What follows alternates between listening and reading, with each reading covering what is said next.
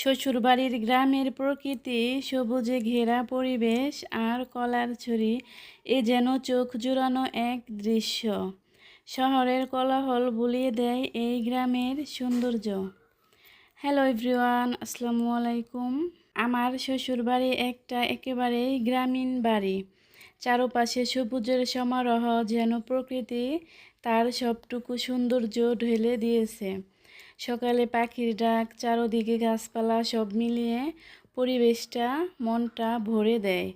বাড়ির আঙিনায় হাঁটলেই চোখে পড়ে বিভিন্ন ফলজ ও বনজ গাছ।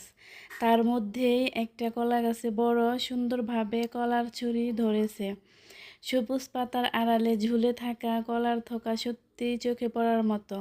কলার ছড়ি মানেই নতুন আশার প্রতীক, কারণ এটা থেকে পরিবারের সবাই তাজা কলা খেতে পারবে, আবার অতিথিদেরও আপ্যায়ন করা যাবে।